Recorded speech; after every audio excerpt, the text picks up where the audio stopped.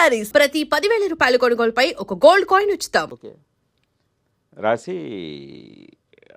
అవి చాలా మంచి పేరు వచ్చేది. ప్రతి హీరో ఫ్యాన్స్ అసోసియేషన్ వాళ్ళు నా దగ్గరకు వచ్చి ఆ హీరోని పొగుడుతూ రాయాలన్నమాట. ఓకే. ఓకే. ఆ పొగుడుతూ అందులో బాగా సినిమా ఇప్పించి నాకు చిన్నప్పటి నుంచి. దాంతో రాసేవాడిని. ఈ రాత కూడా నాకు ఎలా అలవాటు పడిందంటే, మా ఇంట్లో న్యూస్ పేపర్స్ వీక్లీస్ ఎక్కువ తెప్పిస్తారు. చిన్నప్పటి నుంచి అది నాకు బాగా అడ్వాంటేజ్ అయింది. సో పేపర్లు అందులో సినిమా మ్యాగజైన్లు కూడా ఉంటాయి. ఈ స్వాతి లాంటి ఇవి ఉంటాయి. సో అలా రకరకాల పేపర్లు వచ్చాయి. అక్షరం అబ్బింది. సో ఆ ఇంట్రెస్ట్ తోటి ఇలా రాయడం మొదలెట్టి అందరూ పొగిడేసరికి ఏమో ఇదేదో మనకు సినిమా ఇది ఉందని వచ్చాను చెన్నై.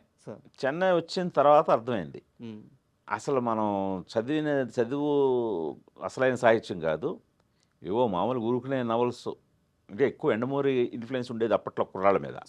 ఆ నవల్స్ చదవటం అవి మాత్రమే కాదు, చదవాల్సినవి చాలా ఉంది అనేది నేను వచ్చిన తర్వాత నేను చేసిన మంచి పని ఏంటంటే, ఒక కాశీ విశ్వనాథ్ గారు అనే ఒక రైటర్ ఉండేవారు, విజయబాబు గారి సినిమాలు రాసేవారు. ఆయన దగ్గర అసిస్టెంట్గా జాయిన్ అయ్యాను. ఓకే. అంటే డైరెక్టర్ అవడం కోసం, అసిస్టెంట్ డైరెక్టర్ అవడం కోసం అసిస్టెంట్ రైటర్గా ఆయన దగ్గర జాయిన్ అయ్యాను. నేను ఆయన పనిచేసే సినిమాల డైరెక్టర్ల దగ్గర పనిచేద్దామని. సో అలాగ ఒక 1 year పాటు ఆయన దగ్గర చేశాను. ఆ తర్వాత డివి నరసరాజు గారి దగ్గర వర్క్ చేశాను. అది ఇంకా నాకు తిరుగులేని ఒక స్క్రీన్ ప్లే అంటే ఏంటి, అసలు ఎలా రాయాలి, రైటింగ్ ఎబిలిటీస్ అన్నీ ఆయన దగ్గర బాగా నేర్చుకున్నాను. ఈ ప్రాసెస్లో ఈ రైటర్ల దగ్గర ఉండే లైబ్రరీలు చూసి, అబ్బా వీళ్ళు చదివే పుస్తకాలు ఏంటి ఇవేంటి అని అప్పటి నుంచి పుస్తకాలు చదవడం మొదలెట్టాను. ఓకే. అప్పటి నుంచి ఇంకా నా ప్రతి ఎర్నింగ్ పుస్తకాలు కొనడమే.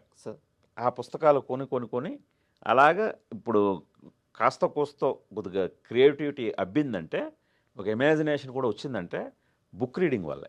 సూపర్. ఇది చాలా మందికి అవసరం సార్. అదే చాలా అవసరం. ఇప్పుడున్న జనరేషన్లో బుక్ రీడింగ్ అనేది బాగా తగ్గిపోతుంది. సో చాలా మందికి అవసరం. బుక్ రీడింగ్ కరెక్ట్గా ఉంటే లైఫ్లో ఎక్కడొక్కడ ఉపయోగపడుతుందని తెలుసుకోవడం అవసరం. అండ్ అంటే నేను ఇందాక ఇంట్రడక్షన్లోనే చెప్పాను సార్, ఒక కథకుడు తనకు అవసరమైన కథ చెప్పుకోవడం వేరు, సమాజానికి అవసరమైన కథ చెప్పడం వేరు. మీ సినిమాలో మీరు చెప్పిన ప్రతి కథ రియల్ లైఫ్లో ఏదో ఒక టైంలో జరుగుతూ దాన్ని ప్రతిబింబిస్తూనే ఉంది. ఇప్పుడు ఉదాహరణకి నేను రీసెంట్గా జరిగిన ఒక ఇన్సిడెంట్ చెప్తాను, మీకు దాని మీద మాట్లాడాలనిపిస్తే మాట్లాడండి, ఏదో స్కిప్ చేసేసేయండి. ఒక హస్బెండ్ వైఫ్ ఏదో కొంతమందిని ట్రాప్ చేశాడని చెప్పేసి 100 members ట్రాప్ చేసిన ఏదో జరుగుతూ ఉంది. మనం కాస్త వెనక్కిలో చూసుకుంటే మీ సొగసు చూడతారమా పాయింట్ అదే. నరేష్ గారు, అమ్మి గారు వాళ్ళ బాసు ఒక ఆఫర్ చేస్తే, ఒక లేడీ తన భర్తని, తన సంసారాన్ని, తన జీవితాన్ని ఎంత గట్టిగా నిలబడి మార్చుకుంది అని చెప్పేసి. ఇప్పుడు ఇదేదో సినిమాకు ఉపయోగపడుతున్నా. సో మీరు చెప్పిన కదే, సినిమాని చూస్తే బాగుపడచ్చు, ఆ సినిమాని ఫాలో అయితే లైఫ్ని బాగు చేసుకోవచ్చు. సో అందుకని గుణశేఖర్ అంటే మాకు రెస్పెక్ట్. నాకు ఆ ఇన్సిడెంట్ చూడంగానే, అంటే మీ ఇంటర్వ్యూ ఎంత ప్లాన్ లేకుండా ఇది కొన్ని రోజులు ముందు జరిగింది సార్. ఆ ఇన్సిడెంట్ చూడంగానే మనకి సొగసు చూడతాం ఇదే కదా నేర్పించింది, ఎలాంటి సందర్భంలో ఎలా ఉండాలని చెప్పేసి. So really great sir. And నాకు ఇంకో డౌట్ సార్, రిస్క్ చేయడం వేరు, భారీ రిస్క్లు చేయడం వేరు. సొగసు చూడతామా అంటే నాకు తెలియదు సార్, వేరే వాళ్ళు చెప్పడం అంత వయసు లేదు, గుడ్ మూవీ అని చెప్పారు. సో రామాయణం అయితే నేను థియేటర్లో చూశాను, మీ రామాయణ బాలరామాయణం. బట్ ఎందుకు బాలరామాయణం అంటే 3వ సినిమాకి మళ్ళీ రిస్క్ చేశారు? ఇప్పుడు మీకు రిస్క్ అనిపించిందా? రామాయణం తర్వాత ఏం సినిమా చేశాను నేను? రామాయణం తర్వాత చూడాలని ఉంది, చేశారు. అదే అంటే ఎన్ని మెట్లు ఎక్కాను? అవును, ఒకేసారి 10 మెట్లు ఎక్కాను. సో మీ దృష్టిలో అది రిస్క్ కాదు? అస్సలు కాదు.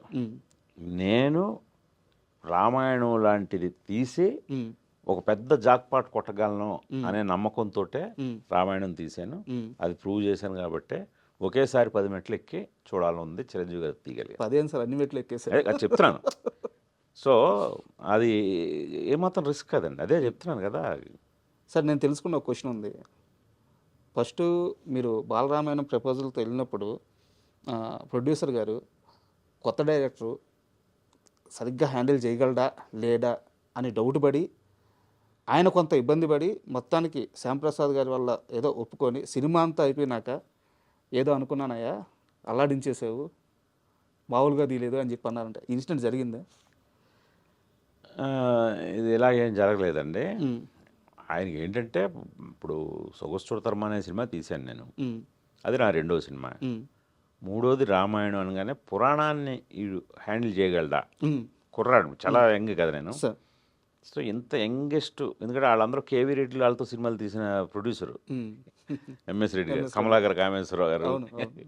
అలాంటిది నేను కుర్రాడు రామాయణం తీసేస్తాను పురాణం అనేసరికి షాక్ అయ్యాను. ఉమ్, ముందు ఐడియా నచ్చింది, ఇద్దరు చిన్నపిల్లలతో ఉమ్, చిన్నపిల్లలతో తీయాలని ఐడియా నచ్చిందయ్యా, ఉమ్, కానీ రామాయణం అసలు నువ్వు హ్యాండిల్ చేయగలవా, ఉమ్, నువ్వు తీయగలవా అన్న. ఉమ్, నేను తీయగలను సార్, తీస్తాను కాబట్టి ఐడియా వచ్చింది నాకు అని అంటే, సరే అయితే ఆ, నా ఫ్రెండ్స్ కొంతమంది ఉన్నారు, వాళ్ళందరినీ పిలుస్తాను, నువ్వు అసలు రామాయణం కథ చెప్పు మాకు, నువ్వేం తీయాలనుకుంటున్నావో చెప్పు అన్నారు. దాదాపు ఒక 20 మంది కూర్చున్నారు, అందరూ పండితులు, ఉమ్, మామూలుగా కాదు. ఎంఎస్ రెడ్డి గారి బ్యాచ్ మామూలుగా అప్పట్లో మాలకొండారెడ్డి గారు, సార్. ఈవెన్ నాకు తెలిసి గుంటూరు శేషేంద్ర శర్మ గారు కూడా ఉన్నారు అనుకుంటాను. అలాంటి వాళ్ళందరినీ కూర్చోబెట్టి అమ్మా చెప్పు రామాయణం అన్నారు. చెవట్లు పట్టేస్తాయి కదా సార్. నేనేంటంటే అప్పటి వరకు రామాయణం అనేది సినిమాల ద్వారా చూసి తెలుసుకున్నదే, ఉమ్, కానీ నేను ఎప్పుడైతే రామాయణం థాట్ వచ్చిందో నేను అప్పుడు వాల్మీకి రామాయణం చదివాను, ఉమ్, చదివే నేను ఒక ఆర్డర్ రాసుకున్నాను. సార్. సో అందుకని ఆ కమాండ్ తోటి మొత్తం చెప్పాను. ఉమ్, చెప్పిన ఆ ఫస్ట్ సిట్టింగ్లోనే వాళ్ళందరికీ కాన్ఫిడెన్స్ వచ్చింది, ఉమ్, ఇతను తీయగలడు, ఉమ్, ఇతను పాత్రలను అర్థం చేసుకుని తీరు కానీ, ఇతను సటిల్గా చెప్పిన విధానం కానీ ఖచ్చితంగా ఇతను తీయగలడని వాళ్ళందరూ ఓటేసాక అప్పుడు సినిమా మొదలైంది. ఓకే. లేకపోతే ఇది చివరంతా అయిపోయిన తర్వాత పరీక్ష కాదు, ముందే పరీక్ష. ఉమ్, ఎందుకంటే అప్పట్లోనే 3 కోట్లు ఖర్చు పెట్టామండి ఆ సినిమాకి, సార్. చిన్నపిల్లలతో. సార్.